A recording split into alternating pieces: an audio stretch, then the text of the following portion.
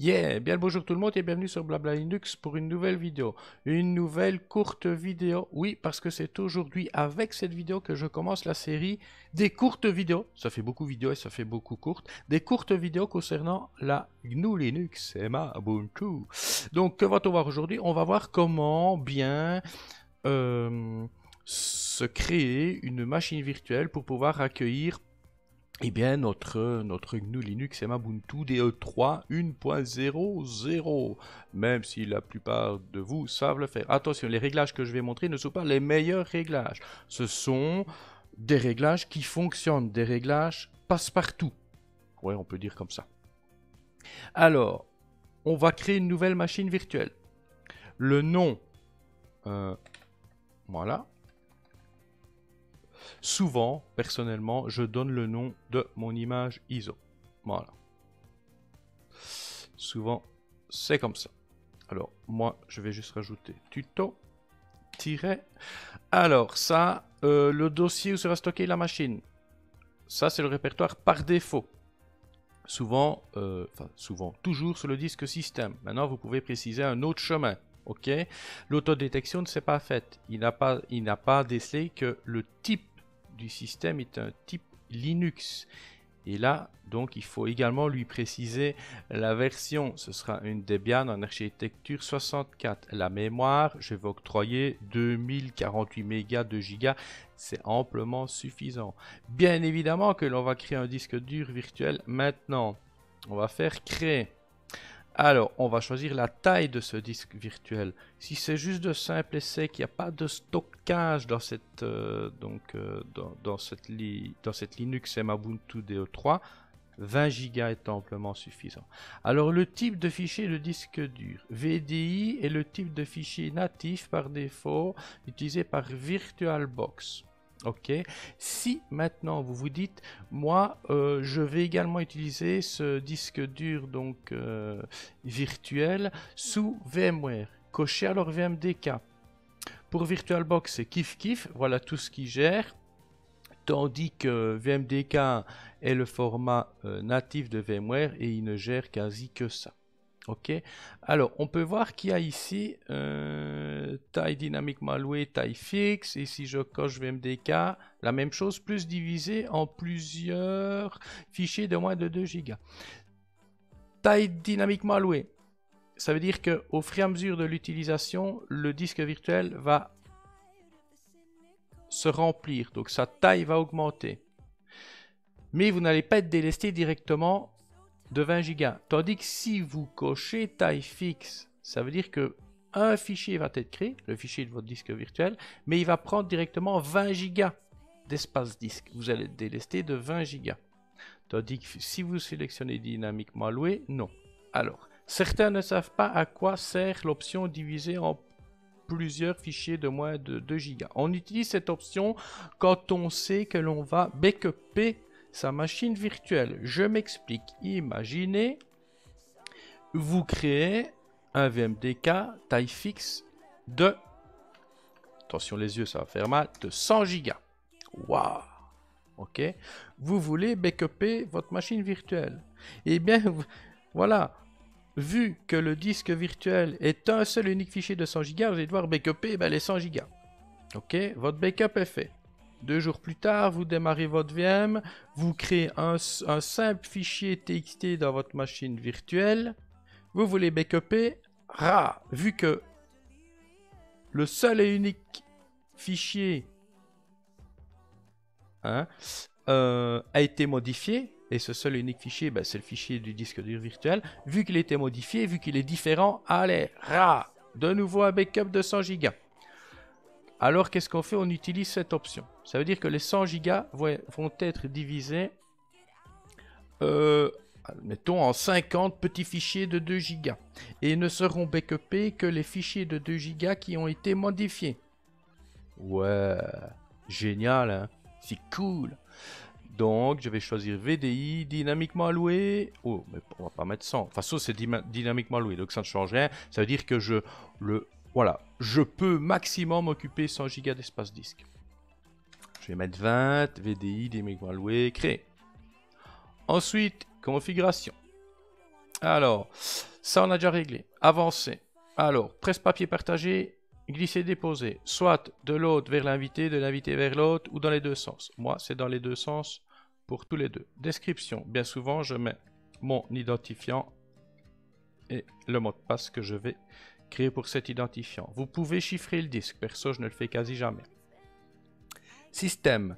On a déjà réglé la quantité de RAM que l'on voulait allouer. Lecteur disquette, il n'y a pas besoin. On garde l'optique, le disque dur. Ça, c'est bon. On laisse comme ceci. Ici, je ne vais pas activer le firmware UEFI. Processeur. Si vous voulez utiliser votre machine virtuelle uniquement, vous voulez vous faire plaisir, vous savez que vous n'allez travailler que sous votre VM, faites-vous plaisir. Octroyez le maximum de cœur disponible. Maintenant, si vous savez qu'en plus d'utiliser votre VM, vous allez devoir solliciter un peu le système haute pour d'autres choses, ben, diminuez un peu les ressources allouées au niveau du CPU pour la VM pour pouvoir faire autre chose. Ok, voilà, on active le PANX. PANX, c'est l'extension d'adresse physique. Accélération, on laisse comme ça. Ça, c'est une option qui est apparue. Bah, voilà, il y a déjà quelques versions de ça. On peut maintenant modifier l'interface de paravirtualisation, mais laisser par défaut. Ok, laisser par défaut. Ça, c'est quand on veut le préciser manuellement. Hyper-V, ben, pour Windows, voilà. Affichage. Alors, ça, on me le demande souvent. Est-ce que c'est suffisant? Je ne devrais pas augmenter. CS est suffisant. Maintenant, moi, j'ai pris l'habitude de mettre 64. Alors, ça, je passe nombre d'écran, facteur d'échelle. Contrôleur graphique. Alors, depuis peu, c'est une nouvelle option également. On peut choisir, enfin depuis peu, ça fait déjà quelques versions maintenant que l'option est apparue. On peut choisir ce contrôleur graphique. Tout comme si on va dans réseau avancé, on peut choisir le type d'interface. C'est un peu comme, ouais, ici on peut simuler le choix d'une interface réseau, dire que voilà, on veut utiliser de l'Intel Pro 1000 MT Mini Tower Desktop ou utiliser de l'Intel Pro 1000 T Server. Ok, et bien c'est la même chose pour l'affichage. On peut choisir ce contrôleur graphique. Alors VM SVGA, c'est VMware SVGA, c'est le contrôleur graphique VMware. Nous avons VBox VGA, VirtualBox VGA ou VirtualBox SVGA, donc VBox SVGA. Alors, attention que par rapport au choix que vous allez faire, vous pourriez avoir un rendu graphique parfois, oui, différent, je peux dire différent. Exemple, hier, lors de ma présentation de la M-Ubuntu DE3, je ne sais pas pourquoi, d'habitude je laisse toujours contrôle graphique sur VMSVGA, j'ai utilisé VBox VGA. Eh bien, lorsque j'ai testé cette M-Ubuntu DE3, lorsque je l'ai testé et que j'ai procédé à son installation, et que je maximisais la fenêtre de la machine virtuelle, le redimensionnement ne se faisait pas. Le redimensionnement en mode plein écran. Tandis que si on utilise VMSVGA, ça fonctionne. Mais en même temps, j'ai refait des tests tantôt. J'ai utilisé comme hier VBox VGA. Le redimensionnement a fonctionné. Pourquoi hier ça n'a pas fonctionné? Mystère. Laissez VMSVGA. Activer l'accélération 3D, il n'y a pas besoin. Vous pouvez, mais il n'y a pas besoin. Mais, par exemple, si vous voulez procéder à l'installation de Linux Mint, l'original, l'original, je veux dire, avec environnement de bureau Cinnamon, activez l'accélération 3D. Pourquoi l'environnement de bureau Cinnamon fait appel à certaines capacités 3D de votre carte graphique? Vous pourrez utiliser Cinnamon virtualisé, donc Linux Mint Cinnamon virtualisé, sans activer l'accélération 3D. Il y aura juste une petite gueulante et les ressources CPU seront un peu plus sollicitées. Ok. Bureau à distance, pas besoin. Enregistrement, pas besoin. J'ai dit que je faisais des réglages passe-partout. Stockage, utiliser le cache ES de l'autre, donc pour le lecteur, pour le contrôleur reader. Lecteur optique, on va insérer notre image ISO, que voici. Contrôleur SATA, on va activer donc le cache lecture-écriture de l'autre. Et alors ici, vu que moi, cette VM est stockée sur un SSD, ben je lui dis, ben écoute, voilà, je précise, je suis sur un SSD, donc voilà, travaille comme si tu étais sur un SSD, parce que tu es sur un SSD. Oh là, quel charabia. Ici, important, contrôleur audio. Ancienne machine qui utilise un contrôleur audio Intel. Et ben voilà, ICH AC97, c'est bon. Maintenant, machine plus récente qui utilise de l'Intel pour le contrôleur audio, Intel Audio HD. Je crois que j'ai dit, ouais, ça me demande si j'ai pas dit une connerie. Fonction avancée, par défaut est activer la sortie, vous pouvez activer l'entrée. Donc la sortie pour avoir du son en sortie, l'entrée pour avoir du son en entrée, donc je veux dire pour pouvoir utiliser un micro par exemple. Réseau, on laisse comme ça, port série on laisse comme ça, USB, vous pouvez octroyer périphérique USB. Dire, ben, par exemple, moi je veux que quoi?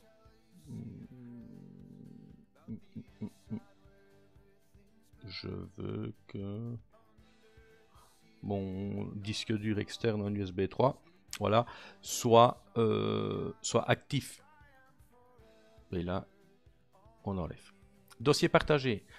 Vous pouvez créer un dossier partagé. Exemple, je veux que mon dossier téléchargement, voilà, vous pouvez modifier le nom, hein, soit partagé, en lecture seule ou pas, montage automatique ou pas, mais je n'utilise plus cette option. Je vais vous expliquer pourquoi. Interface utilisateur, voilà, affiché au nom, donc la mini barre d'outils en mode plein écran, mode intégré, non. Et alors vous pouvez dire en haut ou en bas. Je pense que c'est bon. Et à partir de là, vous démarrez. Et c'est magique. Vous allez voir. Français. Essayez Ubuntu sans l'installer. Oh, j'avais dit 10 minutes maximum, on est à 11 minutes. La galère, la galère. Alors, par défaut, l'image ISO de Ubuntu DE3 1.00 intègre les additions invitées de VirtualBox. Si je vais dans l'écran, regardez, mode plein écran, mode mise à l'échelle sont bien activés, mode intégré pas, mais vous allez voir que, voilà, une fois que l'ISO sera chargé complètement, qu'on arrivera sur XFCE, l'environnement de bureau, vous verrez que le mode intégré sera bien actif. C'est là que l'on sait, entre autres, si les additions invitées sont prises en compte totalement ou partiellement. Et allez, on patiente. Hein. Oh oui, ça arrive, je vois que ça arrive. Oui, ça vient. Ben voilà, ça y est venu. Et là, écran, oh, mode intégré, magnifique. Donc si je fais ça, oh que c'est magnifique. Que tout fonctionne bien. Voilà. Validé.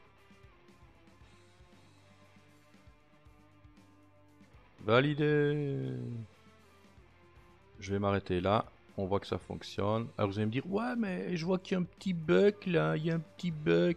Ben voilà, le petit bug, il est parti. Petit bug d'affichage du wallpaper. Voilà, ça fonctionne. Si je fais ça, ça fonctionne. Si je fais ça, ça fonctionne. Voilà. Alors vous allez voir, c'est marrant, hein. J'ai éteint. Clac. Clac. Je retourne sur VirtualBox, configuration. Je vais choisir affichage. Comme hier, durant la vidéo. VBox, VGA. Ok. Je démarre. Eh bien, vous allez voir que normalement ça va fonctionner. Parfois ça fonctionne, parfois pas. Français. SIM Ubuntu. Écran. Ok. On patiente. Écran. On patiente. Et bien vous voyez, on voit déjà que apparemment, voilà, les additions invitées au niveau de l'affichage donc sont bien pris en compte totalement. Et regardez bien. Hein.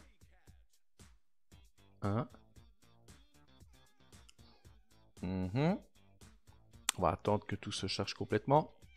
Et de toute façon, hier, j'étais en toute petite résolution. Validé.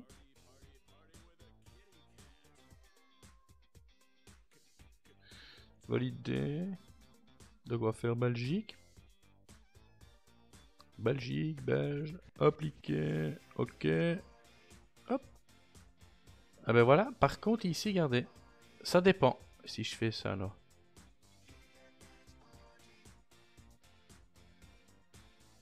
Un peu plus lent, un peu moins réactif, VBox VGA, à tester VBox SVGA.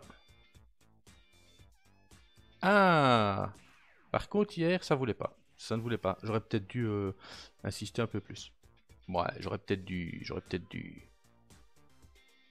Alors, je vais supprimer la machine virtuelle que l'on a créée ensemble, supprimer tous les fichiers, et je vais utiliser une Emabuntu 2.3 fraîchement installée, que je lance. Le seul petit souci, c'est que elle est installée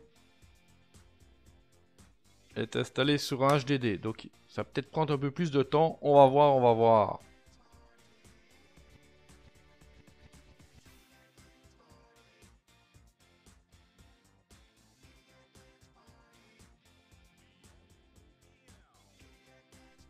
Oh mais quelle vitesse, même sur un HDD en USB 3.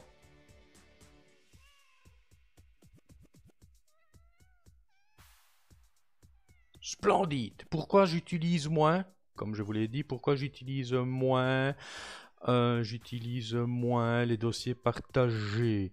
Eh bien, tout simplement parce que maintenant nous avons voilà, barre de menu de la machine virtuelle, onglet machine, option catégorie gestionnaire de fichiers. Alors, comment cela fonctionne? Oui. Comment cela fonctionne? On va faire session. Non, voilà, session. Nom utilisateur BBL. Voilà.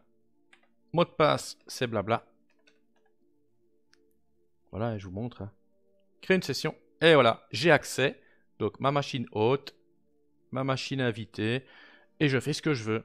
Je peux voyager côté gauche, côté droit, faire du glisser-déposer, copier-coller. Enfin, voilà. C'est génial, hein. Je peux fermer la session. Yeah! Voilà. J'espère que cette... Oh, c'est pas encore une courte vidéo, mais j'espère qu'elle vous aura plu quand même. Je vous dis à une prochaine. C'était Annie pour Blabla Linux. Allez, ciao, ciao.